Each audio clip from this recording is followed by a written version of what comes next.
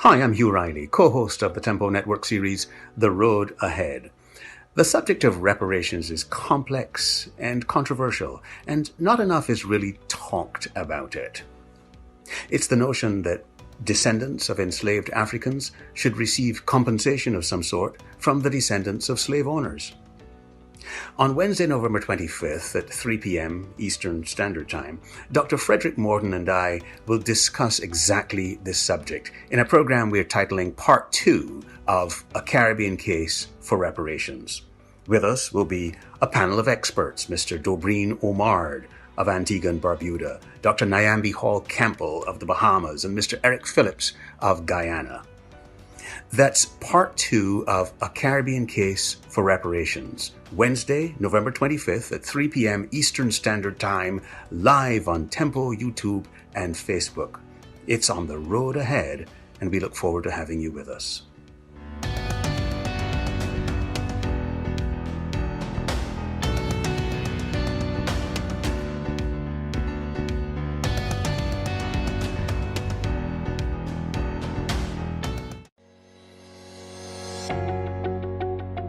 Greetings. Once again, it's your boy Frederick Morton Jr., also known as Mr. Tempo, founder and chairman of Tempo Networks. Now, we have started, as you know, celebrating the amazing milestone of Tempo turning 15. Now, a major part of that celebration, in my opinion, is ensuring that we continue to put a focus on the matters that will move the Caribbean forward. I happen to believe that one of those matters is the matter of reparations, key among them. It is time to demand compensation to our islands for the extraordinarily devastating impact of slavery, which to this day, as you know, continues to ravage our islands socially, economically, psychologically, and otherwise. We are determined here at Tempo to make the topic of reparations a priority in our conversations. My co-host, Mr. Hugh Riley, and I will be joined this afternoon by some serious folks on the front line of this battle, a distinguished panel of guests from the Bahamas, the 242, Guyana, and Antigua. So this afternoon at 3 p.m., I am asking you to join me on Tempo's Facebook and YouTube. I want you to come and let's talk about this. It's part 2 of the Caribbean Case for Reparations. Keep your tempo up and don't miss it. See you this afternoon.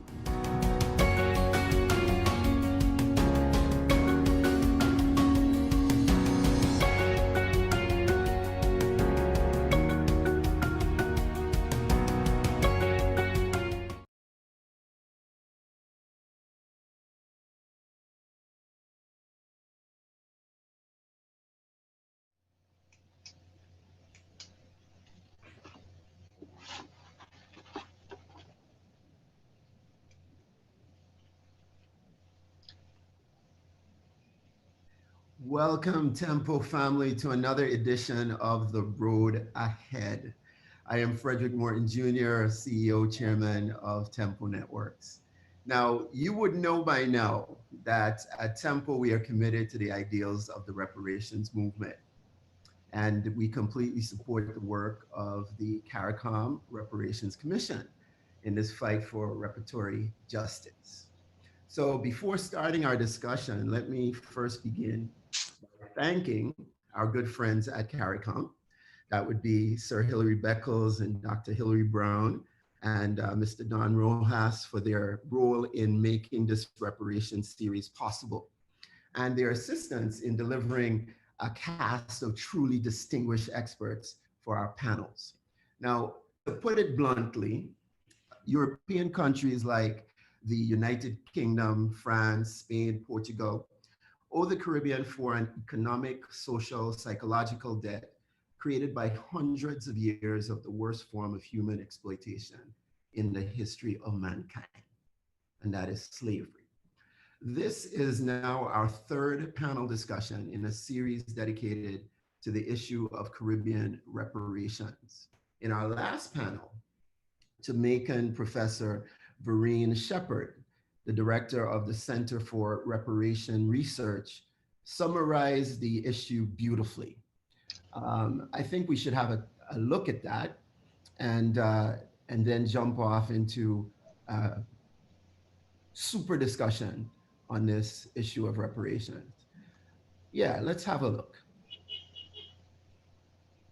Well, I think also we should note, Frederick, that the panel that we're going to introduce shortly is equally passionate and well versed on the Of issue course. that we'll talk about. And so Vareen is on pole position, but I'm certain that we're going to have an interesting and intriguing discussion, perhaps even a spirited one, on the question Indeed. of reparations. Indeed, indeed. I'm very much looking forward to that. So here we go. Vereen.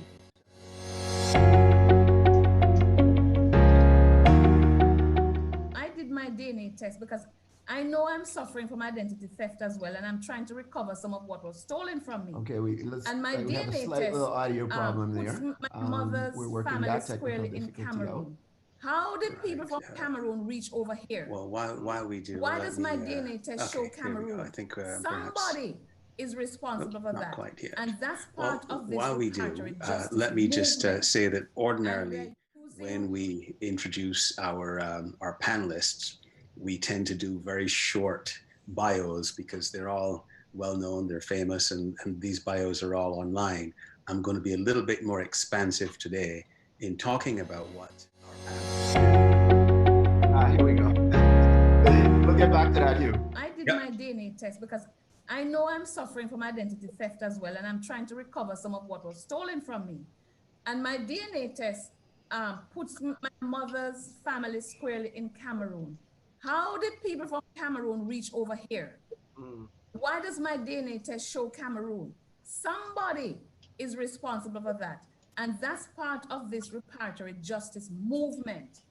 And we're using everything we can, all measures, all strategies, to try to hold people account and to say reparation has been paid to other groups. What about people of African descent? What about African people? The closest they came for African people would have been in the case of the Mau Mau. And even so, just like the UK High Commissioner here in Jamaica said, we don't pay for people.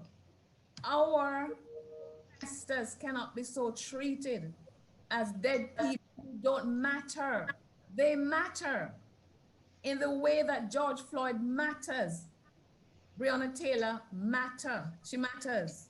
So they are dead, but they matter. And I think what we can do for their legacy, as other people I see doing now, there are financial institutions, there are universities, there are insurance companies like Lloyd's of London, taking responsibility, owning up and saying we have to engage in a reparatory justice conversation. But states have remained reticent.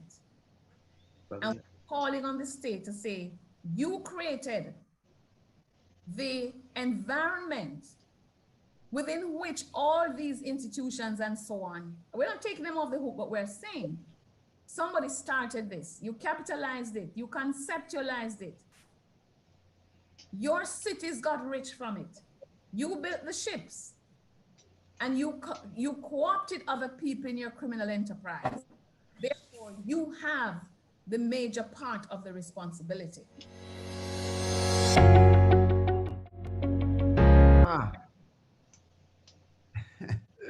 Well, you can't get much more passionate than that. I think everybody will agree. And that's what we're trying to create, is a passionate movement throughout the Caribbean for this issue. You know, the professor talked about identity theft.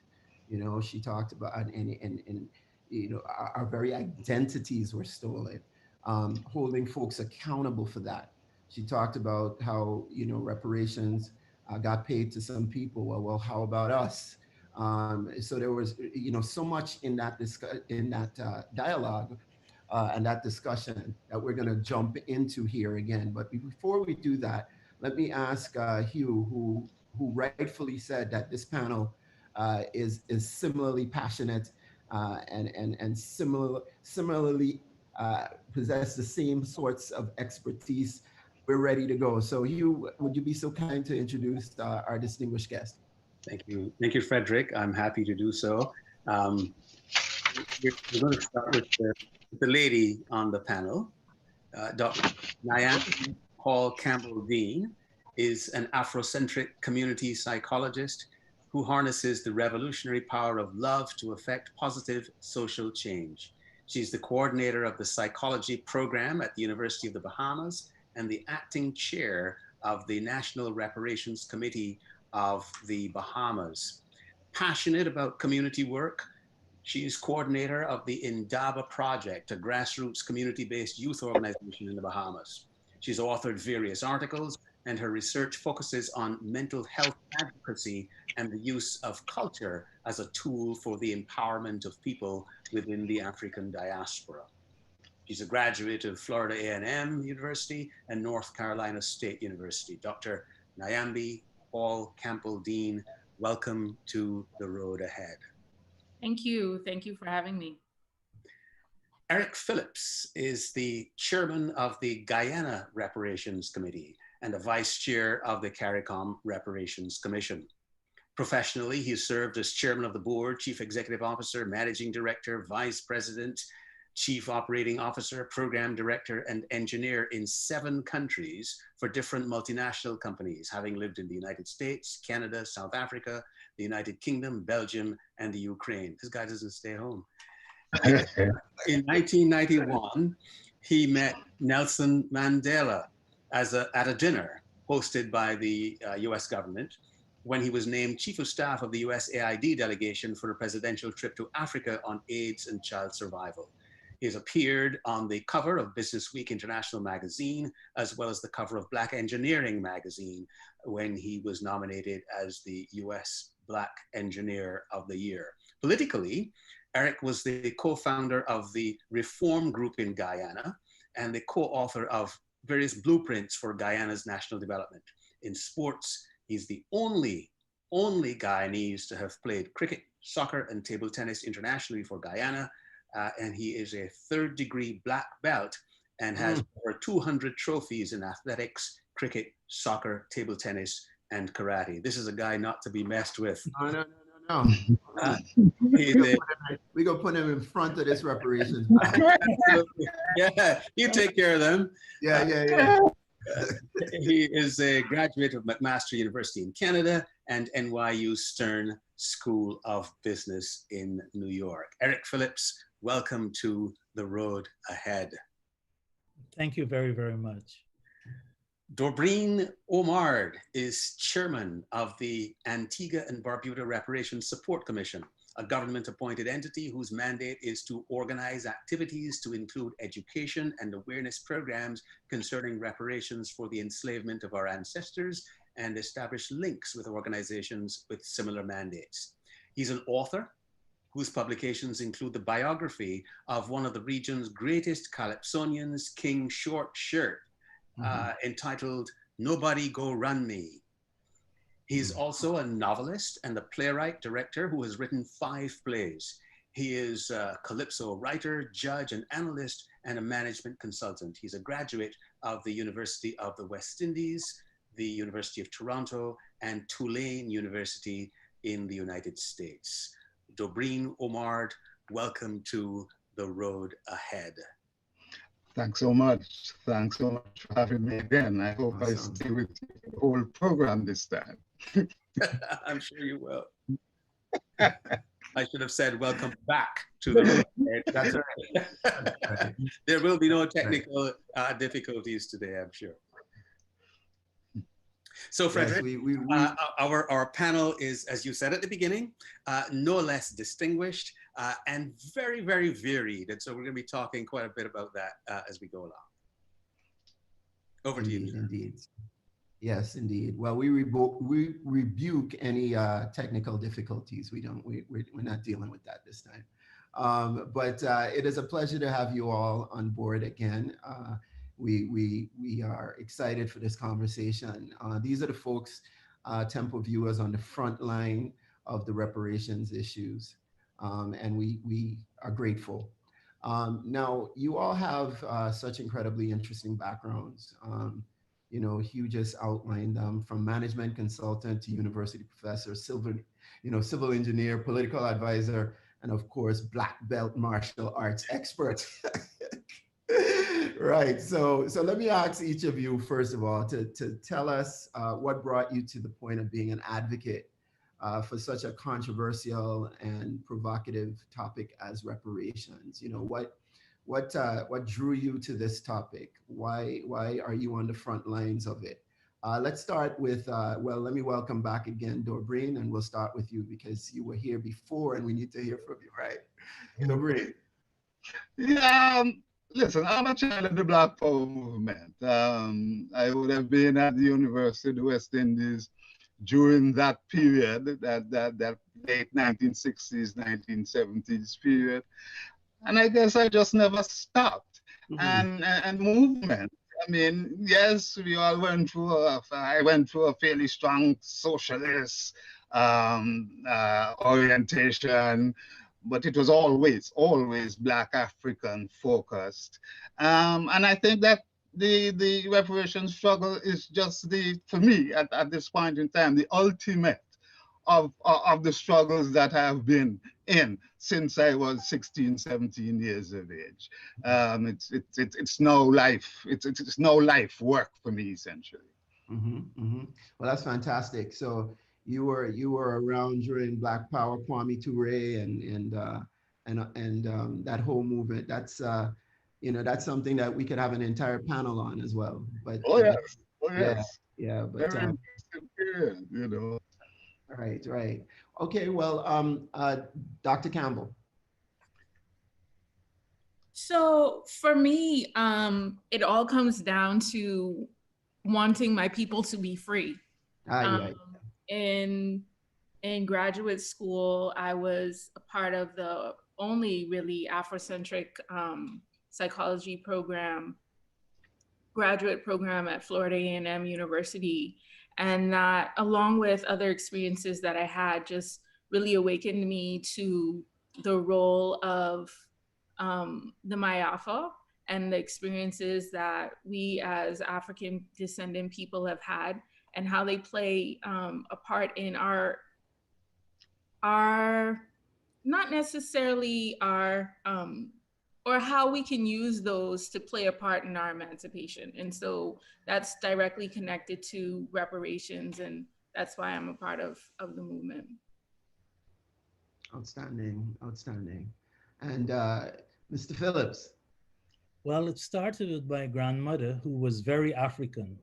She was uneducated, but very, very educated, and instilled in me this sense of Africanness. And after living in South Africa for 7.5 years and having traveled to over 40 African countries, I started to see myself differently and realized that we're the greatest civilization ever.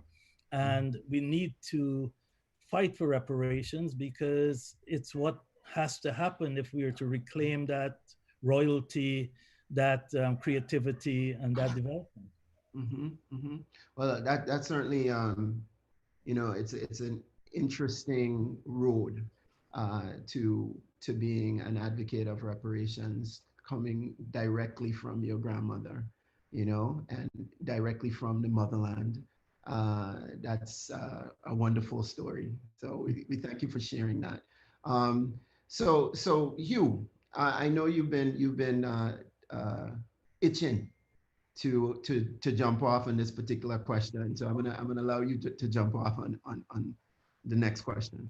Well, I'm going to start with Dorbrene, whose specific focus is on using reparations to enable, and I quote, the repair of the damage inflicted on Afro-Caribbeans through enslavement.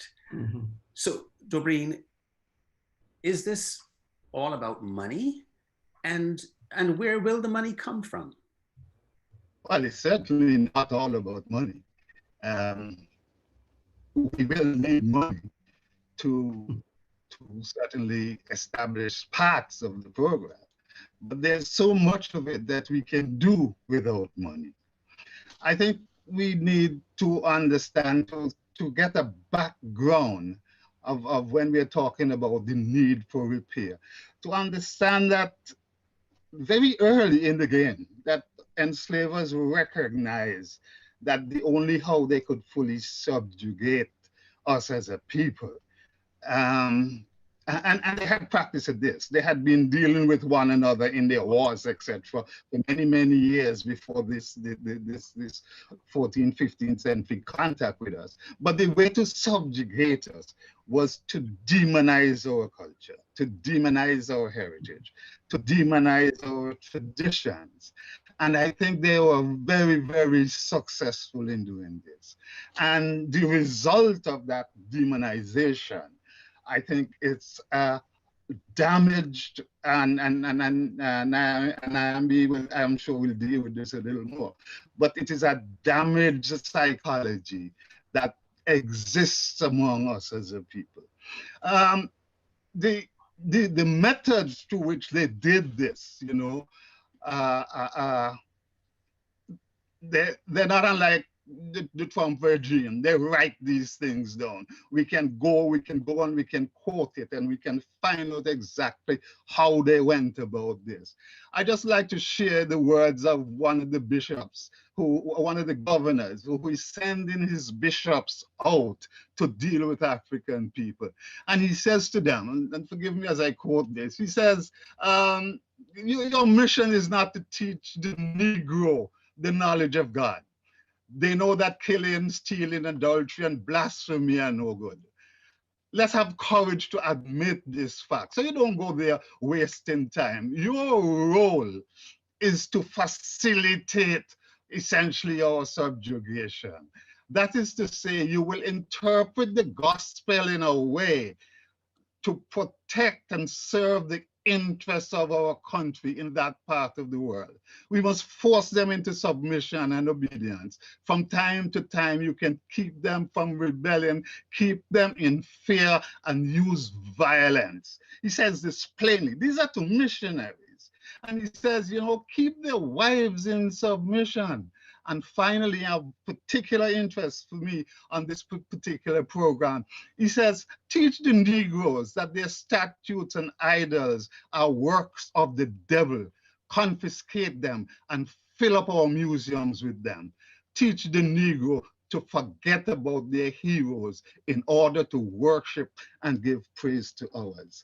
This is 250 years of this indoctrination that we as a people have endured. And clearly, in our present day society, we can still see the manifestations of that subjugation, that psychological and physical beating that we experience as a people.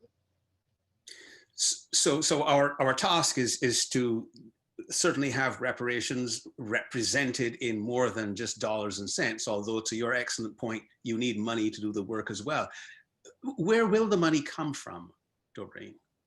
Well, this is the basis for the claim for reparative justice.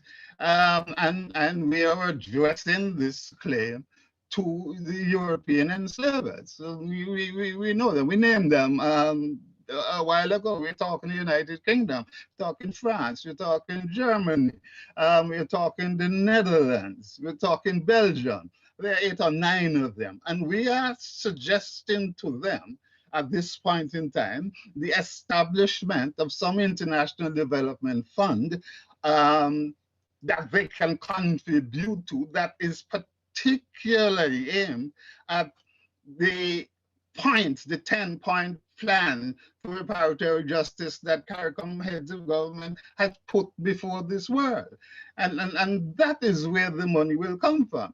But in addition to that, I think that we certainly need to be generating for a lot of this work, what we are referring to in our Antigua and Barbuda reparation group as a sort of internal reparations.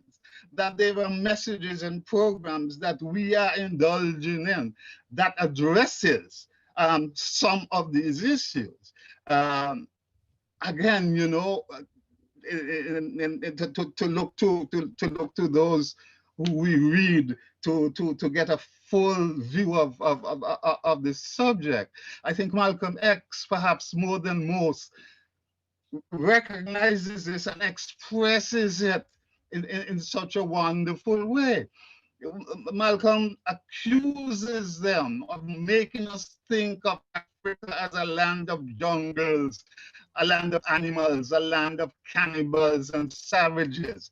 And they instill that hateful image in us. He says, you know, that if you hate the land, you can't be far off from hating the people. And so long as we were hating the land, we were hating the people. And if we're hating people that look like us, we must end up hating ourselves. And hence we do all sorts of things to affect our image, to bring our image further away from those persons that we hate and the land that we hate. You know, X continues. X says that when you teach a man to hate his lips, the lips that God gave him, or you teach him to hate the shape of his nose, the nose that God gave him, the texture of his hair that God gave him, you teach him to hate the color of his skin that God gave him. And he says in summary that you have committed the worst crime that a race of people can commit. And he's addressing the European. He says, and this is the crime that you have committed. That is the crime that we are trying to reverse essentially. And that is the crime for which we seek reparatory justice. Hugh, may I comment? Sure. Absolutely. Reparations has to be twofold. It has to be self-healing, and it has to be economic healing. Currently, we hate ourselves so much. We don't buy from ourselves. We're whitening our faces. We don't come together to form businesses. We're crabs in a barrel. And that is the self-hate that we have to heal. We have to heal ourselves. And that's the inner part. And that's very, very critical. Yep. But it's also about economics. And the business of reparations has always been about business. We've couched it in terms of the 10-point plan, but the business and politics of reparations is business. So we have to receive monies. And where does it come from? I mean, this is simple. The economies of Europe are huge economies. They're finding trillions of dollars for COVID-19. They have not internally agreed yet to pay us, because if they wanted to pay us, they would find the money. And oftentimes we negotiate against ourselves. We've bought into this idea that is such a huge sum, 7 trillion pounds plus, that it cannot be paid because European economies would suffer. Well, you enslaved us for 200 years. Give us 1% of your GDP for 200 years. Every year, give us 1% of your GDP. And I think we need to recognize that regardless of what happens, unless we have capital, we cannot transform our economies. Unless we have technology, we cannot transform our economies. So 2 parts again, we need to heal ourselves. We need to come together as Caribbean people. We have, Black lives must matter. And that starts with us making sure that our own lives matter. And then on the other side, they have to repay us. They extracted billions of dollars. They killed millions of us. And they have to pay. But we have to make the argument that it's not such a large sum if you pay us 1% of GDP per year. So it's how we position it. And I think we need to start thinking more about that instead of saying it's such a large sum and repeating their words that is so huge. They can afford it. It's in their economies. They can create bonds. They've paid the dues. Just recently with COVID, the Holocaust survivors are getting $662 million for COVID.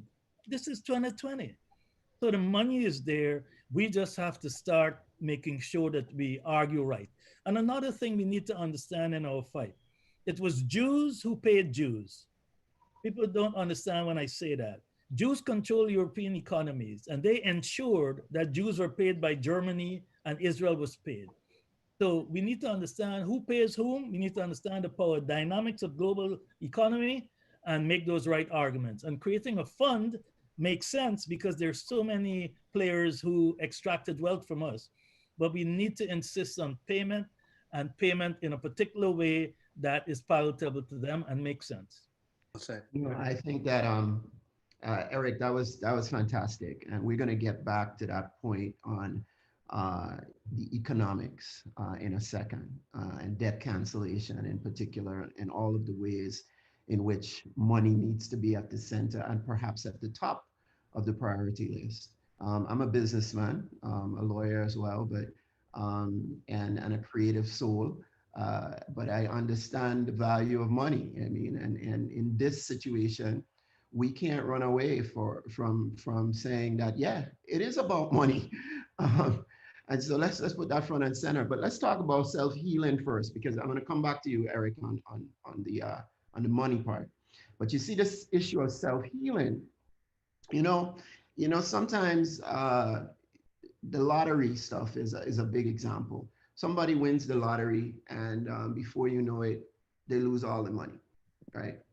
Because the mindset is not right. Yeah. So the way the mind works. So let's say the economics come, right? Our mind's got to be right, right? We gotta be ready to preserve it, to build legacy with it, and to say, okay, this is ours. This was not a gift. We worked for it. We got to teach our children where it came from, why it came, and we got to set it up so that our infrastructure can be built for a long-lasting and sustainable recovery, because that's what we're talking about. So, Dr. Campbell, how do we self-heal from 400 plus years of exploitation and the worst form of tragedy that one could possibly think of? How do we do it? Well, there's a number of ways that we do it. First, I think one of the ways that we can do it is by starting with our language. And so that's why, I think a number of us have mentioned self-hate, and I push back against that term a little bit, and I'll explain why. Today I'm wearing orange because it's International Day to End Violence Against Women. Okay. And the color is orange. And as we were practicing for this session, I was really excited to say badness out of style, on tempo. Wonderful. I remember that movement so clearly. Yes. And that the goal of that movement was really to address the violence that is endemic within the region in the Caribbean. But I think that as we talk about self-healing, we understand that the badness out of style is birthed out of the violence that was left from the Mayafa and the transatlantic slave trade, right? So we have to understand the origins. When we say things like crabs in a barrel, something that's really popular here in the Bahamas, black crab syndrome, black people pulling black people down. But black crabs don't pull each other down unless they were placed in the barrel, right? If the black crab found itself in the barrel, it will find its way out. But if you place the crabs in the barrel, then they're going to fight on top of each other to get free, because that is not the natural habitat of a crab.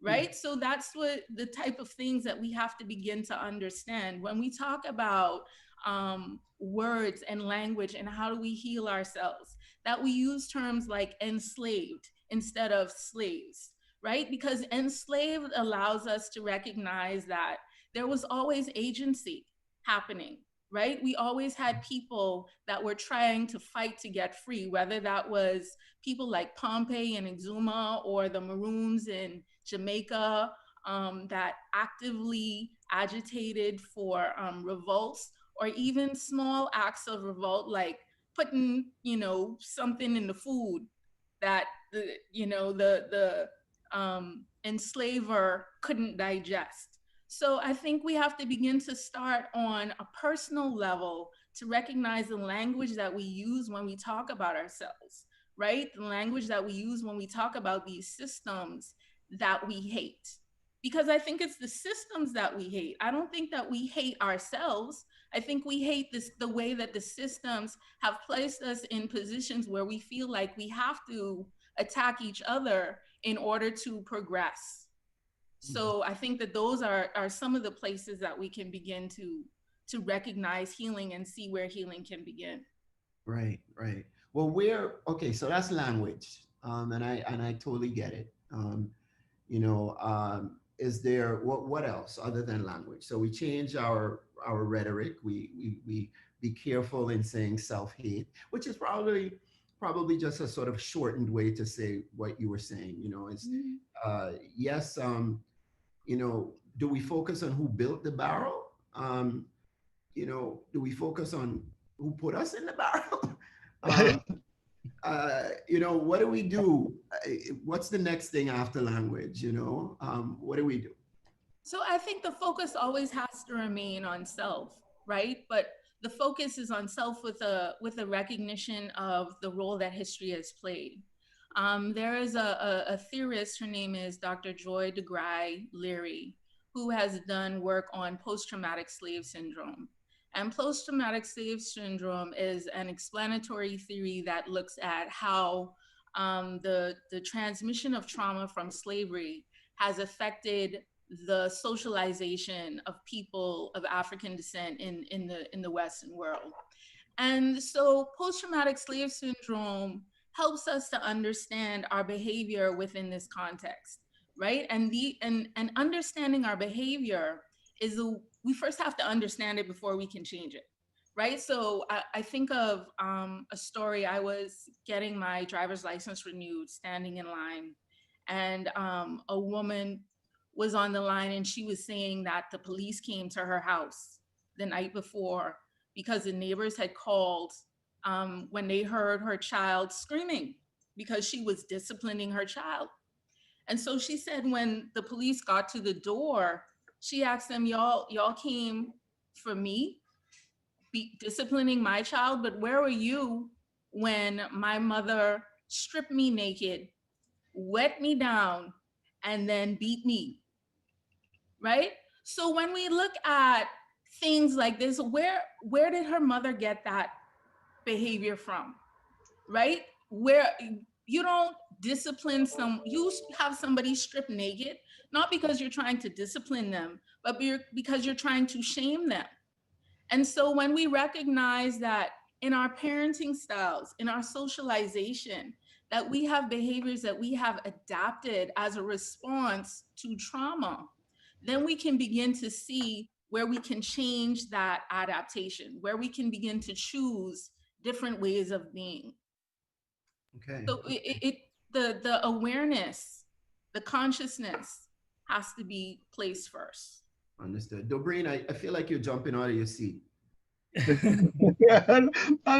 Not really, but Okay. you know, I am totally supportive of Niambi's concept, you know, of us being placed in the barrier. One of the strong myths I think that we grew up with here, and let's say relating also to the gender problems that we are facing, man versus woman, etc. in our societies. One of the very popular notions is that the behavior came out of slavery. But when we look at the history here in Antigua, some very interesting things happened immediately after slavery. That immediately after slavery, Black men in this country went looking for their families, went looking for their women, their mothers, they went looking for their children. And within 20, 30 years, they had built here villages, 30, 40 villages around families. This is Black men and Black women and their children. But the burial comes after that with the intensification of colonialism. And so what I think I'm suggesting is that it is within the forces of colonialism, within the governance structures, within the political structures, etc., that we now see this behavior manifesting itself. Just to continue a bit, though, on that whole issue of what is it that we need to do, I think we can refer here to two aspects of our 10-point plan. One of it is the establishment of cultural institutions and the return of cultural heritage, and that I think we can have a nice discussion about. And the second one, of course, is the enhancement of historical and cultural knowledge exchanges, what we refer to in the CRC as building bridges of belonging, renewing that contact, that 600-year gap between our African selves and the African selves on the continent, renewing in a Pan-African sense, rebuilding the African civilization at home and abroad. This is the enhancement of that cultural knowledge. And what we're suggesting is that the ways of doing this, for example, the establishment of cultural institutions, we're talking about museums, we're talking about research centers, we are talking about libraries, etc.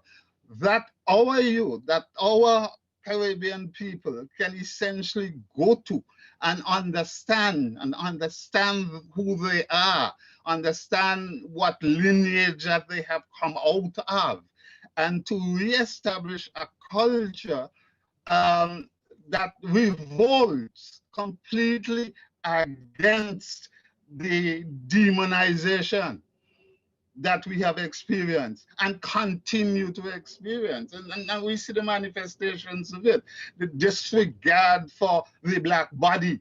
And we're not talking only here in the Caribbean, we're virtually talking internationally. And that is part of the crime, is that the race, that the demonization of the race, I think, is at the heart of this. And we are suggesting the need for cultural institutions that our children can go to and understand these things. You go to the United Kingdom, there are what, four or five major museums devoted to the history of the enslavement of African people, but told through their eyes. Mm-hmm. We do not have that opportunity in our societies to tell our stories through our own eyes. And I think that this is the crux of that particular point in the 10-point plan, the establishment of these cultural institutions. But it's deeper than that. I think. Fine, go ahead, Eric, and then I've got a follow-up question. We're getting to the essence of who we are, our identity, our spirituality, our religion. Mm-hmm. You know, we're the only people who wake up in the morning and pray to God that doesn't look like us.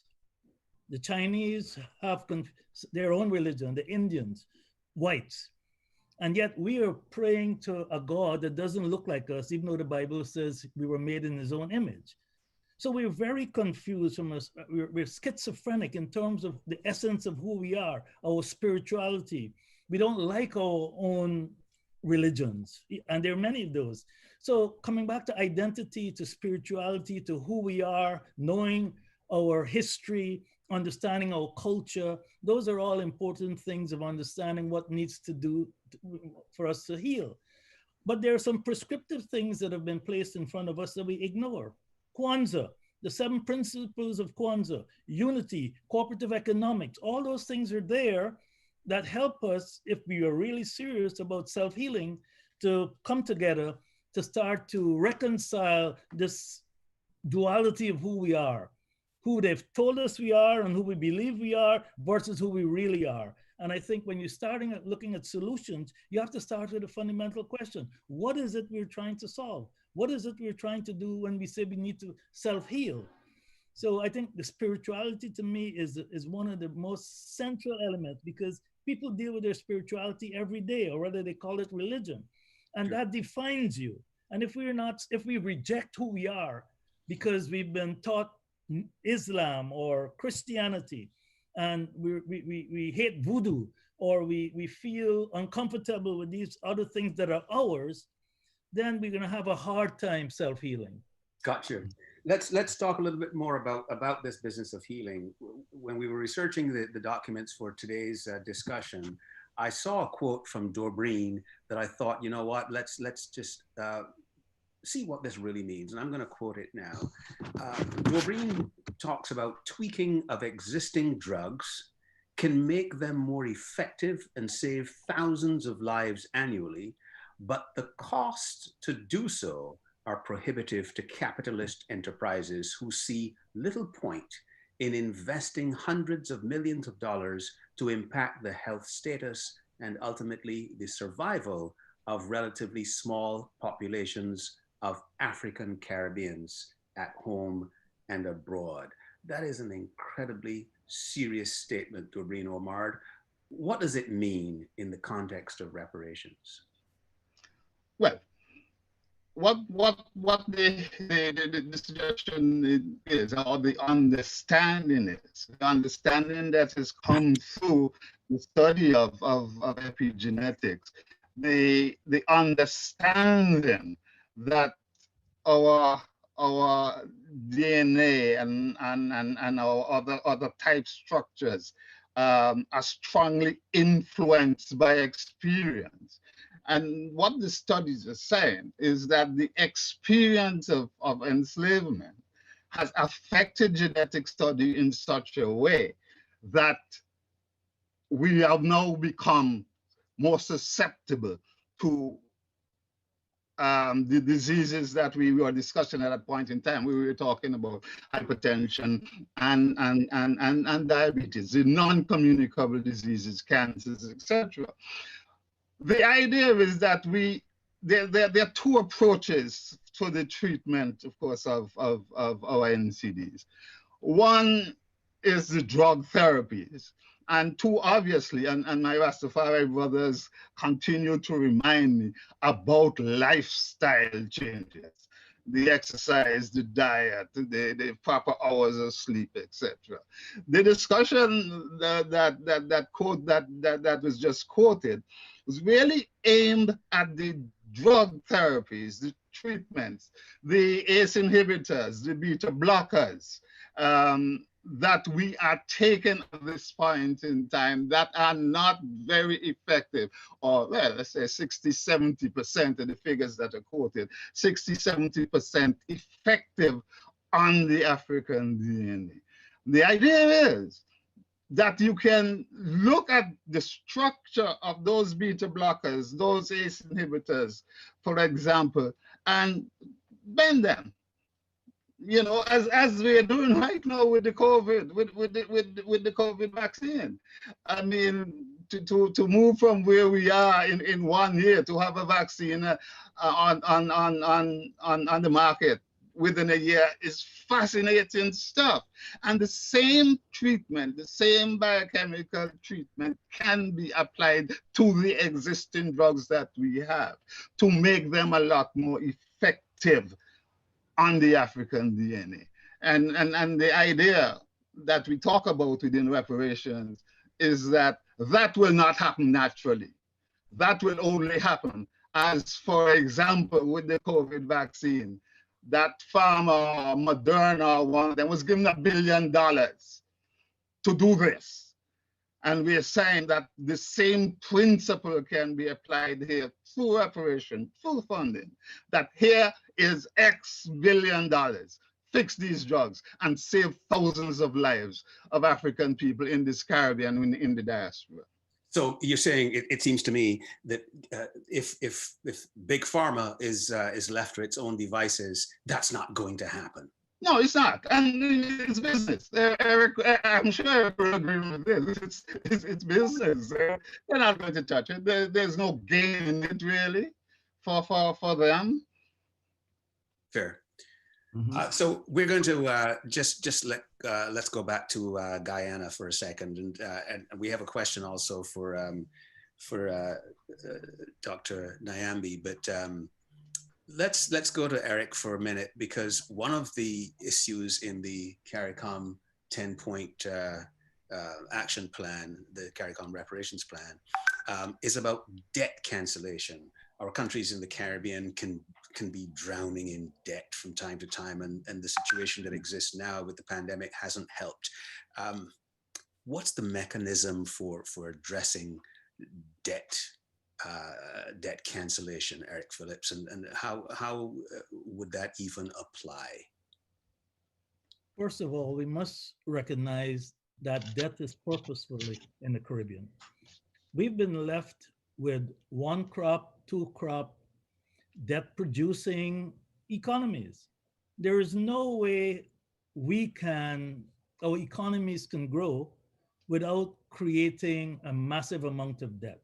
Look even at our food bill. We import $6 billion worth of food, even though a lot of that can be grown in the Caribbean. Mm-hmm. And the reason we can't do that in Guyana, we go over 200 fruits and vegetables, is that we have neither the capital nor the technology. So debt is with us. And our Caribbean leaders need to understand that debt forgiveness or debt cancellation, those are games. Those are games out of Washington and the IDB and the World Bank. They know that a population of 110,000 people cannot sustain itself. You need 3 million people to really have a sustaining economy, and you need resources. So if you look at the Caribbean, we will forever be in debt. It will create poverty. It will create joblessness. It will create all sorts of other things because of the conditionalities that these groups place on us. So it's imperative for us not only to get debt cancellation, not debt forgiveness in a sense, because they forgive and they come back at you at another end. They need to pay us so that we can transform our economies, so that we can, as a Caribbean community of 14 million people, look at the assets we have from a portfolio management point of view and say, Trinidad, you're good at this, Jamaica, you're good at this, the islands, you're good at this, and manage it. But right now, we have a GDP to debt ratio throughout the Caribbean that is greater than 60%, in some cases 100%, which is not or more. More than that. Yeah, more than that. And even with Guyana with oil, if you look at the Exxon contract, which is another form of slavery and colonialism, we're going to inherit a lot of debt. We owe Exxon $20 billion by 2025, and we're going to get 300 million a year, probably 400 or 500 million. So even in Guyana, where you have all these resources, all these natural resources, when we play this game of capitalism with a silent arm and with all these conditionalities and you have to globalize and you have to liberalize, these are mechanisms for us to remain in debt. So we are faced with a serious issue of understanding that our economies will never be free of debt in the current mode. And the only way to have transformation is to have enough capital given to you as reparatory justice so that you can redesign your economies and grow jobs. And the other issue here is without technology, we will always have debt. Because if we have all these natural resources and we can't create alumina, or we can't take gold and transfer it into something else, or we can't take our fruits and vegetables and export, we will always have debt. And that's been a trick. Forever, no technology was left in the Caribbean during slavery. And right now, there's none still. We've gone through the agrarian age, the information age, the industrial age, and now they're calling it the experience age. And we have no technologies left. China is now with 6G. We're in the Caribbean, we have 0G because we don't have technology. So debt, economic growth, technology are all linked together, and we must have it canceled totally. It's an odious debt created by enslavement, created by extraction, and our Caribbean leaders need to understand that without reparatory justice in terms of capital, we are a civilization at risk. And so we need to understand that carefully, and we need to fight for debt forgiveness. But more importantly, they need to pay us trillions of dollars for what they've extracted out of us. I am a big proponent of pay us. So Eric, I can agree with you more. And I think we need to spend quite a bit of time perfecting that argument to pay us. We will deal with our self-healing. We will, and some of that money will go towards our self-healing, but we need some of that money. We need that money. And the question in creating that case, and this goes back to you, Eric, I'd like you to follow up on that. You say 1% of 7 trillion, I think is what you had mentioned, right?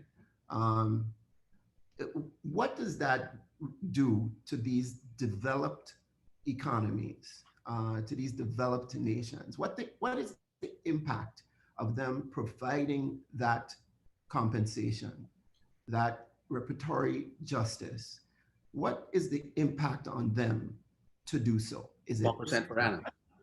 I'm sorry? Yeah, 1% 1% per of annum. their 1% of their GDP per annum is nothing to them. It will That's what I not mean. impact That's them what I mean. financially. They can produce money and pay us. The That's the dilemma point I'm they making. have is that it frees us of their trap of having power over us, of trading fake with us. Our commodities are not getting the right price. But once they have us in this debt trap, and once they have not paid us, then they have power over us. Power to sell us technology, power to sell us value-added products from our own commodities that cost 10 times more than what we sold it to them. So it's a cycle. It's a debt trap, but it costs them nothing. They can pay 1% of GDP. Look how much they've paid for COVID. They've given $100 billion to Israel. There was a Marshall Plan. There was a Colombo Plan.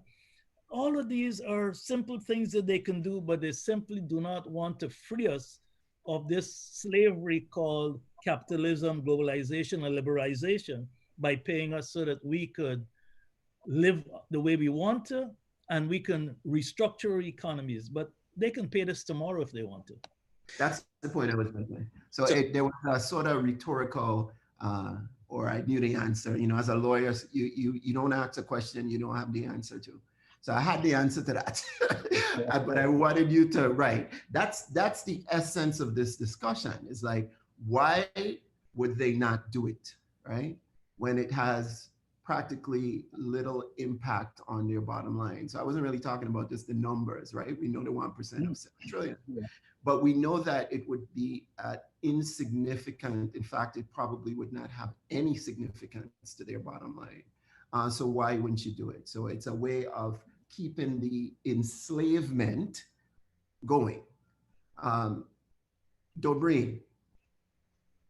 Our arguments for this must also include an understanding that part of the debt, a lot of that debt that our leaders over the years have gone into, a lot of that debt was to repair the damage that they left with us, the damaged educational institutions, the damaged health institutions. That a very, very large percentage of that debt is for that repair. And therefore, we are saying that it is subject to reparatory justice. Well, some of these answers are clearly going to be long-term. These aren't solutions that we're going to magically put into effect overnight. And so a lot of what we're discussing now and have been discussing for some while is going to fall on the shoulders of younger people. And so Dr. Niambi Hall Campbell-Dean, are young people hearing this message at all? How are they responding to it? And how can they make any kind of difference? Do they even accept that they have a responsibility in all of this, or is this just a professorial discussion, an academic thing that college professors like yourself talk about? I think that young people, once they are aware of what reparations is, are very involved. I know that Eric could testify to that with the vibrant youth group that they have in Guyana, in the Bahamas. A number of our members are young persons that came out of the University of the Bahamas. So I think that young people are definitely interested in reparations and are all about, pay me what you owe me. If there's something that you owe me, then pay me. They're coming out of, or they're coming into economies that are taxed, right? In the Bahamas, we have value-added tax. We are seeing the strains on our economies from climate change with Hurricane Dorian. We're seeing, we have, as I was mentioning before, we haven't had a cruise ship in the country since March because of this COVID-19 pandemic. And that is tied to our reliance on this one industry, right? And which is tourism. And part of that, again, is tied to the stories that we have been told about who we are as a people and what we are capable of doing. You know, you don't really have anything in the Bahamas. Y'all don't really have any resources. Y'all don't really have nothing to sell or give or gain. All y'all have is sun, sand, and sea. So you better work that, right? And so our young people are pushing against those narratives and saying, well, no, we have more than that. And where can we go to get the capital to begin to start to develop those things? And I think that we can really look at reparations as the source, right, of that capital, as was being discussed earlier. Is there some gender equality in this discussion? I mean, are women included in this discussion in equal measure, you think? In the discussion on reparations? Absolutely. I think that women are included, and not that I don't think women are excluded. I don't think that women are included. I think it's a matter more of who is available to have the discussion and who is interested in it. I think that there are always gender implications in everything, as there are always race implications in everything. It's a part of the system that we are emerged in.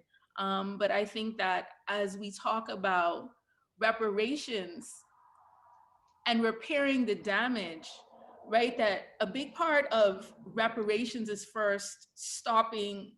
You can't repair something if it's still bleeding, right? So you have to first stop the damage and then begin to repair. And I think that the damage is being done within our communities in a number of fronts that come from this legacy of slavery and colonialization. I think we see that damage when we talk about our relationships between men and women and the way that women are treated in our societies. I think we see that damage in colorism, right? And the way that we treat each other based on our skin tones and our skin colors.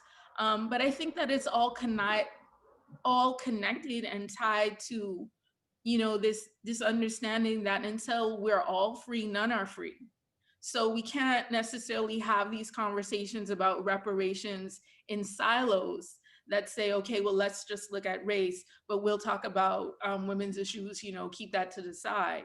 Or let's just look at race and we'll talk about, you know, LGBTQ issues. Don't bring that here because we don't do that. You know, so we have to begin to understand the ties between all of these things. And I think when we understand that, we become stronger as a movement. In the same way, when we begin to understand the ties between the Bahamas and Guyana and Antigua, and remove the strong nationalism, right, that Fanon talks about as being problematic towards our ultimate goal, then we can move closer to what we are advocating for with these reparations. Can I add to what Niambi is saying? We have to be purpose-driven in including women. In Guyana, we have a meeting every Thursday. We've been doing that since 2015. And our meetings have about 60 people, and 40 of them are women, because we moved away from just having commissioners at our meeting. We opened it up to the public. And it's amazing how women have made our group in Guyana vibrant. They're the ones that do all the work. If we have emancipation, they're the ones that plan it. If we have Holocaust, they're the ones that plan it. So we have to be purpose-driven in how we design our reparations movements and move away, I think, from just commissioners. It's about Black people. Additionally, you know, we need to start re-educating or repositioning some major movements. The International Decade for People of African Descent, what's the theme? Recognition, justice, development. Recognizing the crime, justice in terms of reparatory justice, and development using the proceeds of reparations. We don't talk enough about the International Decade and repositioning it in terms of reparatory justice. But the whole International Decade is about reparatory justice in terms of its themes. And we have to educate ourselves more. And we have a TV program which the whole country hears about it, male, female, youth. And that's why we have a strong youth group called ICAMBA. But you have to be purpose-driven, and we have to, coming back to what Niambi had said about language, we have to choose the right language to empower our young people so they realize that this is not just about reparatory justice. This is about Caribbean civilization existing or surviving. Mm-hmm. Well, I want to follow up on Hugh's question because it is the youth who will say, "Pay me," pay me what you owe me. They will not shy away from doing that. We all know that this is a generation who would say that very aggressively. So we have to get the information to them that they are owed, right? A huge debt. And the question is, how do we get that information to them? And Tempo's commitment to this very issue is based upon that. We want to use the platform to get this information to as many people as possible, but certainly the young people as well. Now, how about the education system, though? Something that has always baffled me for many, many years, as far as I could remember, is the absence of Caribbean history, proper Caribbean history in our educational system. And, one could ask, why is this topic missing from our educational system when it's such an important topic, right?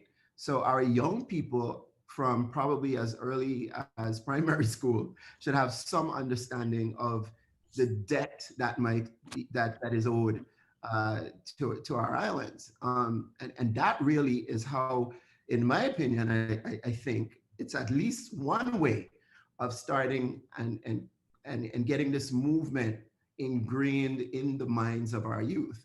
So why is that not happening? Is that, and pardon me, Dr. Campbell, but I'll say just for, ease of reference, is that self-hate? Is our governments and our political leaders engaging in self-hate so that they don't put this into the educational system? Are we still in a colonialist mind frame so that we are teaching the Queen's tongue and the Queen's language and the Queen's everything so that we don't want to put it in our educational system? Why is that not happening? Who wants to take that one on?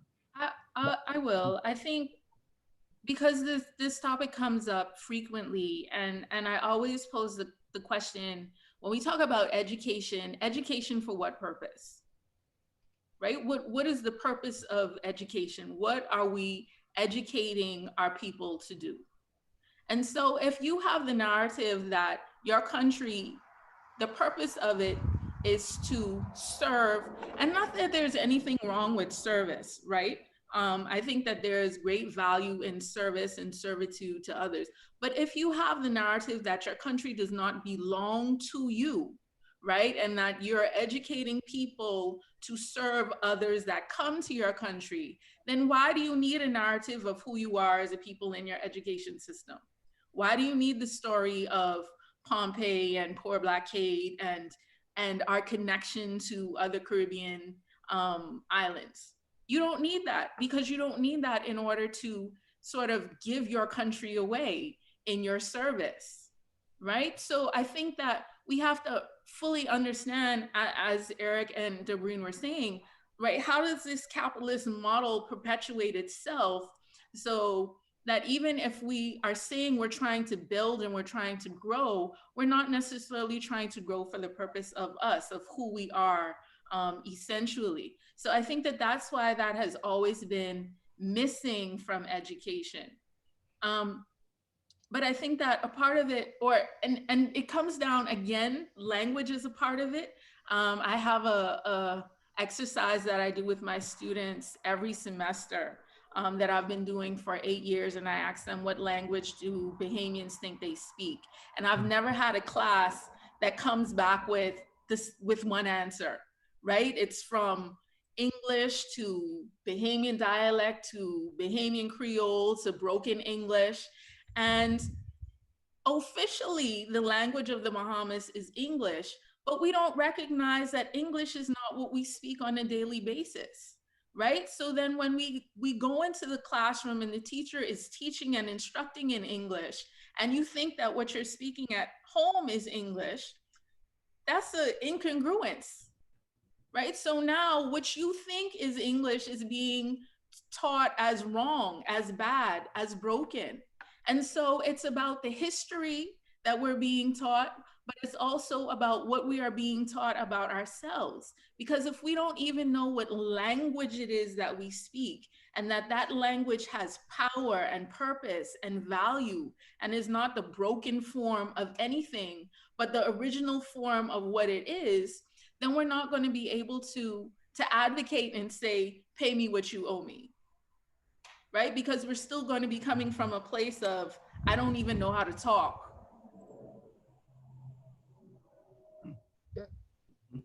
Dorbrene. Yeah, Frederick, I think, this question of history on schools curriculum is part of programming, I would think, for virtually every one of the national reparations commissions in this region. It is an issue that has been taken up at various levels. We have seen some movement in curricula, the CAPE curricula in particular, a lot of movement being done. Some of it, I think a lot of it through Professor Vivian Shepherd, that we are seeing inclusions not only of Caribbean history in the curricula, but we also at this point in time, I think in the CAPE syllabus, that there is a section of it that deals with reparations. And so it has been slow, admittedly, it has been slow, but it is happening. The St. Lucia Commission at this point in time is hosting with the CRR, the Center for Reparations Research, is hosting a series of lectures aimed at school children, aimed at the education system to deal with a lot of these issues.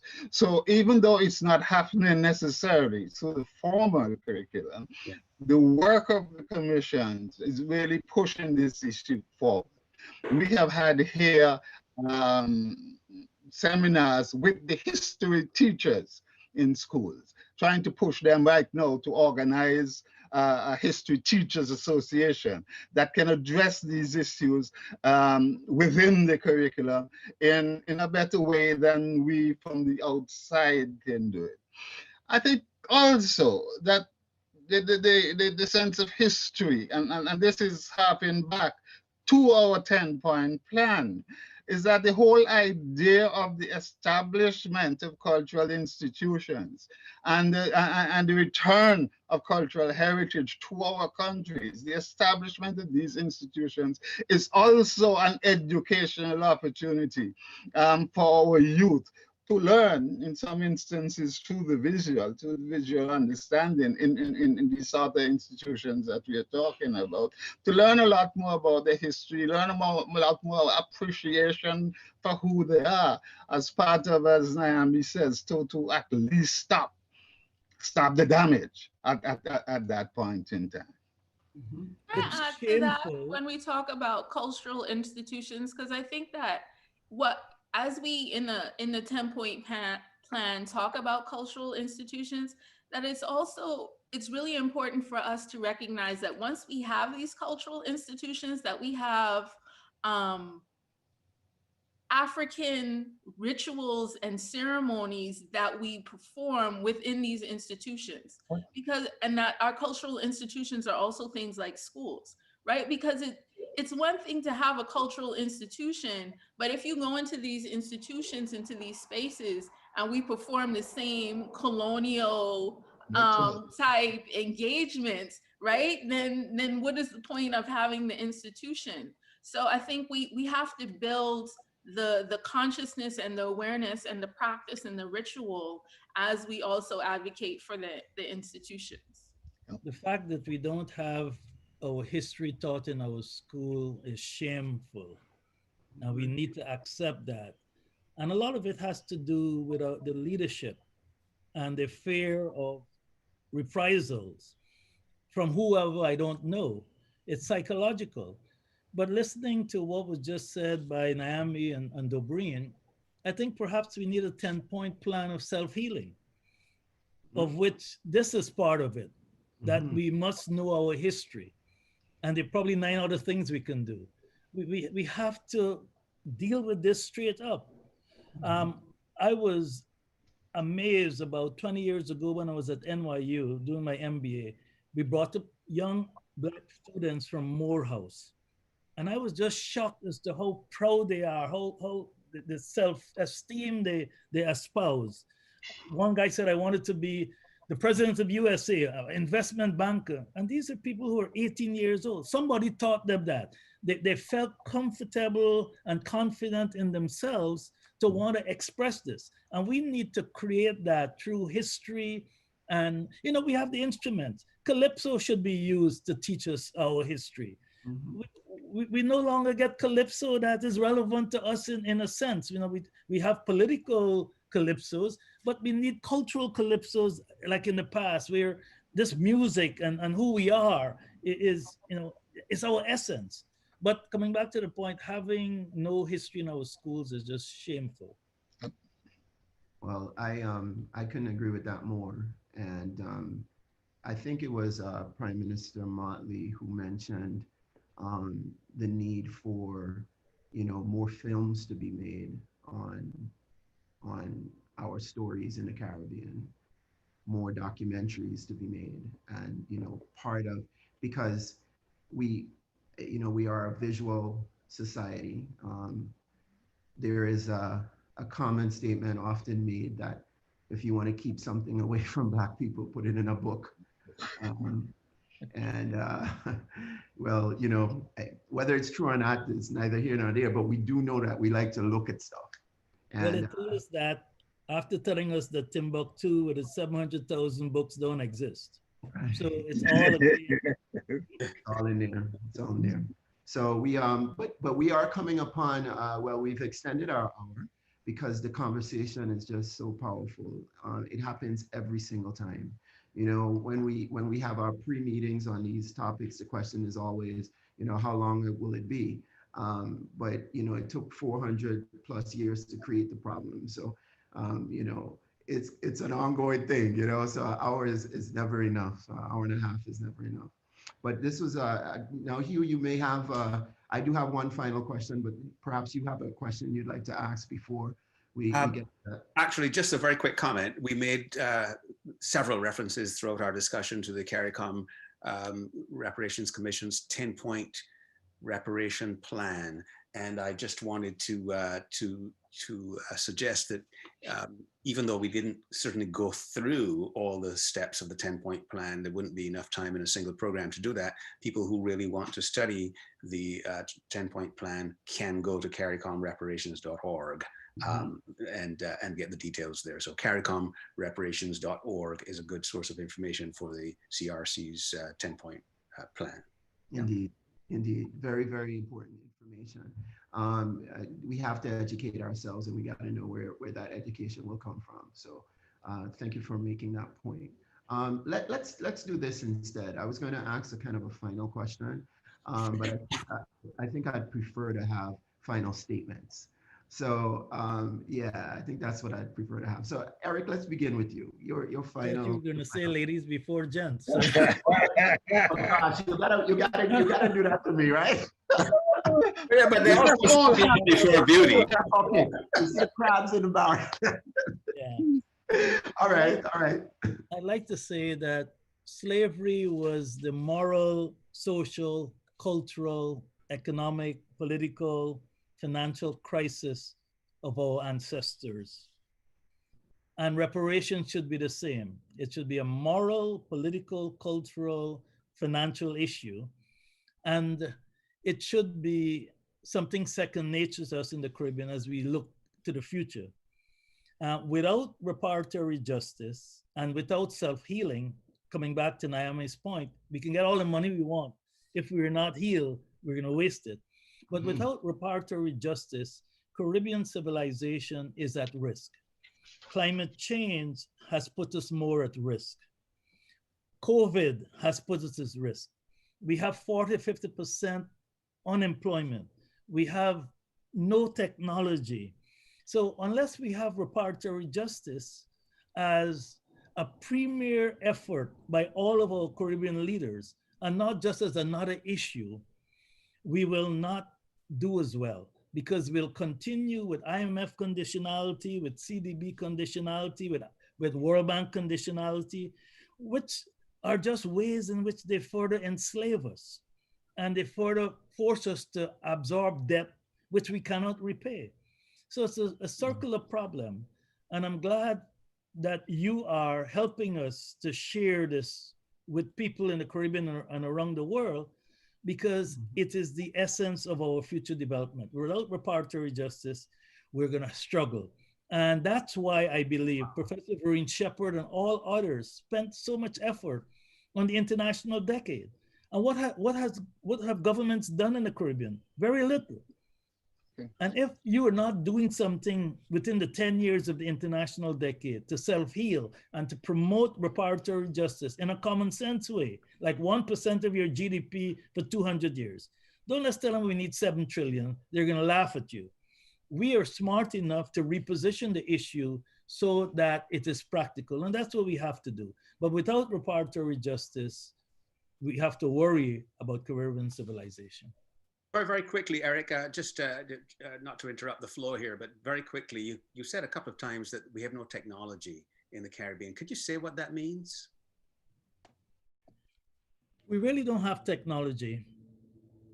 Technology robs us of our ability to transform our economies. We're always borrowing technology. We're always buying technology that is expensive.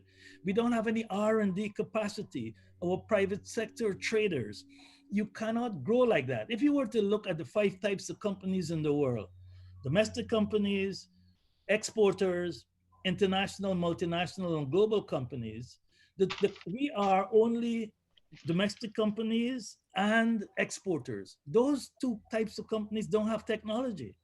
It's the multinational, the international, and global companies that have R&D, that have capital to invest, that create technology. And without technology, we won't create engineers. We won't solve our own problems. They'll have to come and solve them for us. Look at oil in Guyana. We have no local content because we don't have any technology in Guyana. We've never had. And that has always been a trap for us in the Caribbean, where not a nail will be done in the Caribbean. That was a historical statement, that not even a single nail will be built in the Caribbean. It's still the same today. We have no technology, so we always have to borrow it.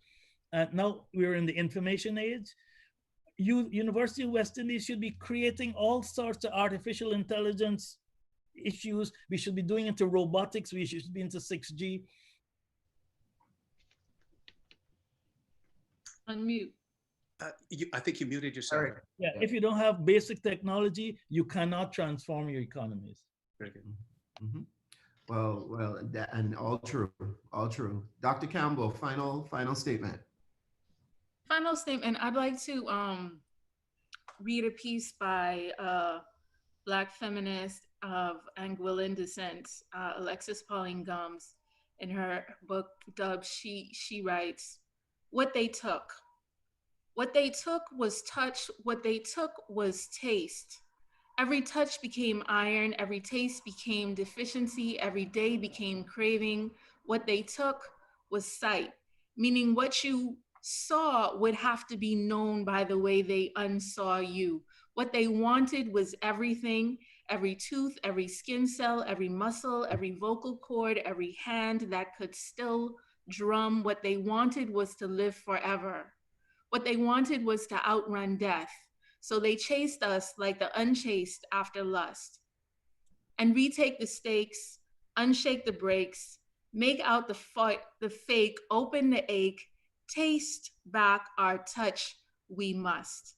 I think reparations is the way that we retake the stakes.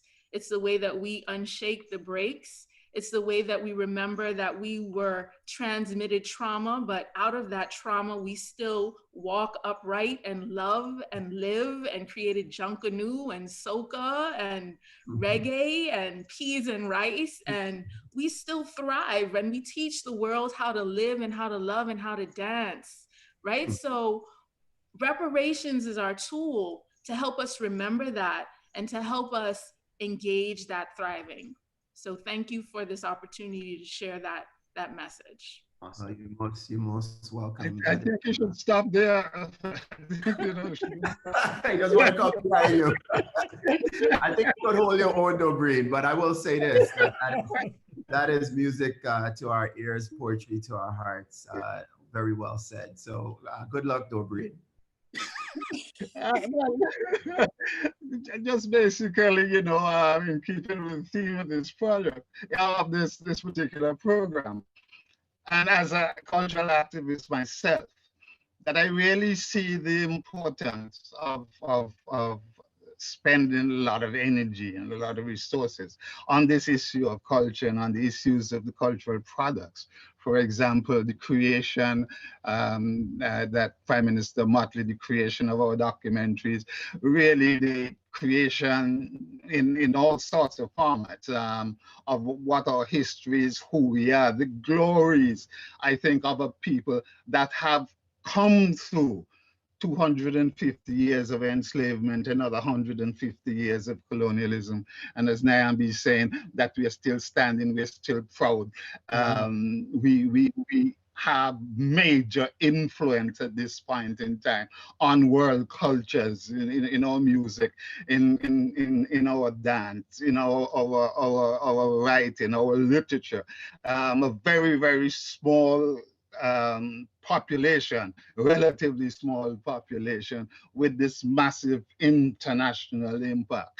And I'm saying that there is so much more that can be revealed, that can be released with reparations, and that we must use culture and must use our cultural projects to stop and reverse that demonization.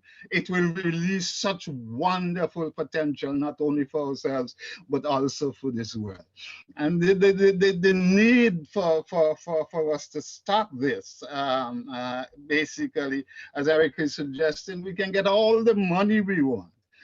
But without that understanding of who we are, we're going to spend it on bleaching creams, and we're going to spend it on white media products, and we're going to spend it on wigs, and we're going to spend it on fancy cars and all sorts of white technologies. But so that it must be accompanied, that whole money issue must be accompanied with that understanding of self, with that understanding of race. And I think that these are the particular aims of the reparations movement. Wow. Well, I think you did quite well, Dorbrene. You did quite well. Yes, indeed. Wonderful, wonderful. Hard to follow. I mean, admit it, that was hard to follow. I knew you could do it. I knew you could do it. I'm glad it wasn't ladies before gents. That's right. So Hugh, you have any final words before I wrap up? I just want to, on behalf of all of our interests and our audience, thank the panel. Quickly, the reference to Prime Minister Motley was Prime Minister Mia Amor Motley of Barbados. Just He's from Barbados, guys, so he had to make it very clear. Well, see, I'm not from Barbados, but I will tell you. I won't hold that against you. Yeah. Well, she is one of my favorite people, man. She is amazing, and so she represents Barbados and the entire Caribbean quite well. So it's okay. It's all right. But I too I would like to thank the panel for a really incredible discussion and a spirited one and an informative one and one that just had a beautiful spirit around it. I think these conversations will be instrumental. The more we have it, the consistent way in which we have it will be instrumental in making change.